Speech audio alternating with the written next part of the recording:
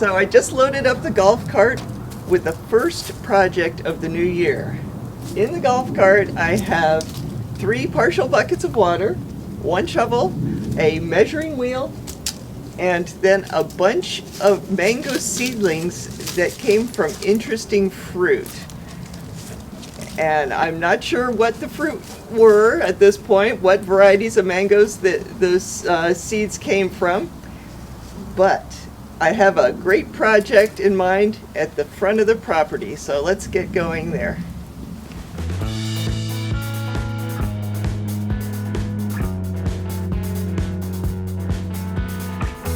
These seedlings were left over from a project I started a couple years ago. I planted the seeds of some interesting fruit just in mulch. I didn't even bother to take the seeds out of the seed casings or endocarps. And so these seedlings don't have the perfect root system, but that didn't matter because I was only interested in using the graft wood to put on established trees.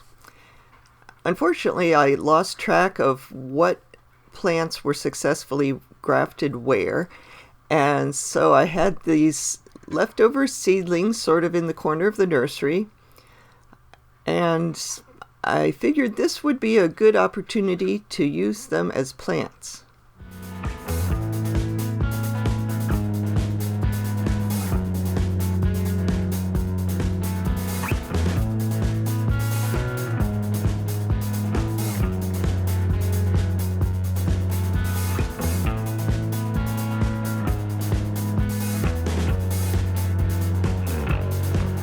I want to plant the first tree right about here and then space the rest of the trees down to the gate in, regular spacing.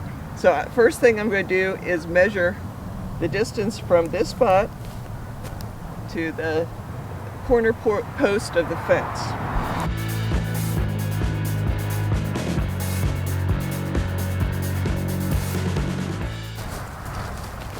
So that was 94 feet. So I'm going to go with about 8-foot spacing with these trees. I want them, this whole area is going to become a mango corridor. We've reduced the size of the big trees quite a bit, and we need a little bit of space over on this side for trucks and such. But the rest of this area can be mango trees that will be kept fairly small.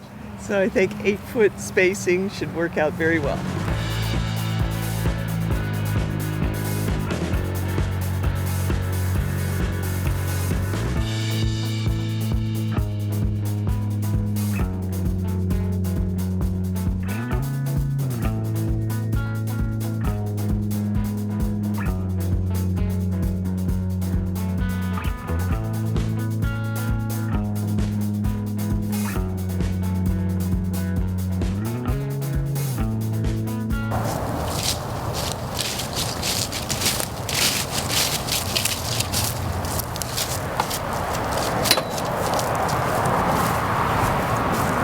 So because of some of these branches, I skipped a space or two. Actually, I skipped 3 spaces on the way down. And but this tree right here is one of those spaces. It's a seedling tree, but I've grafted that over to a known variety. So I want to give that space to grow. So these seedlings have been fairly happy in a pot, been watered regularly, and now they are going into a whole different situation. They're going into sandy soil and no irrigation. So how do you prepare a tree that has been, I wouldn't say coddled here, but I mean it definitely has gotten regular watering, to an area where it is not going to be watered except for by rain. So basically, plants lose a lot of water in their leaves.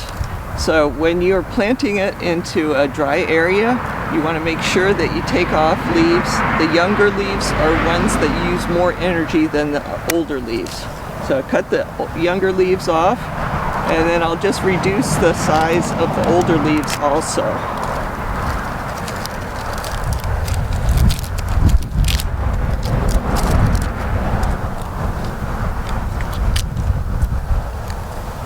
Now that should be ready to plant. Shovel is handy.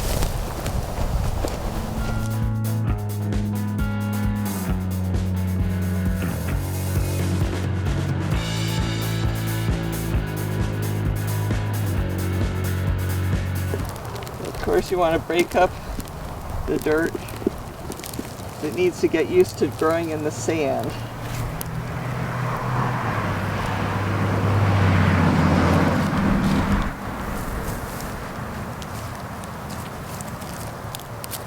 Oh, there's a rock. Don't need that.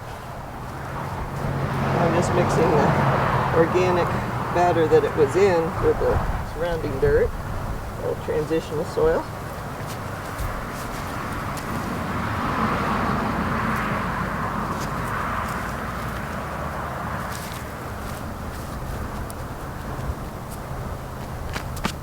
And then we'll water this when we water all of them.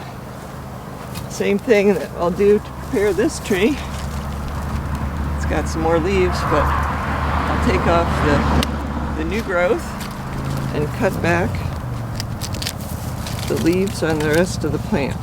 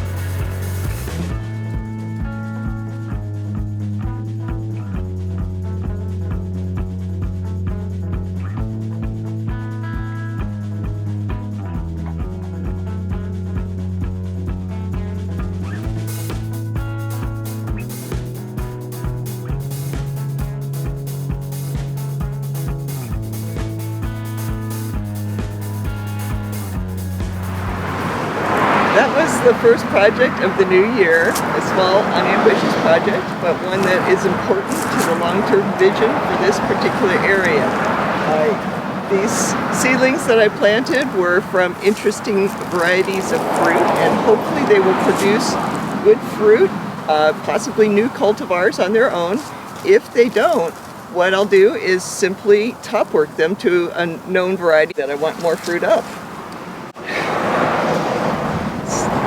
So this particular circumstance is a sort of a desperate one for the trees. It is not a coddled environment.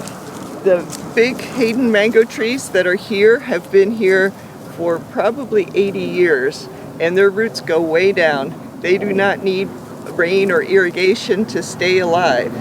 But these new trees needed a little bit of a special treatment to come into this area. And so if you have a circumstance where you're planting trees in areas that don't get regular rainfall or irrigation, remember to cut back the new growth and trim back the mature leaves, so they don't have as much surface area. And I think all of these will make it. We're hoping for rain tomorrow, and we'll just cross our fingers on that.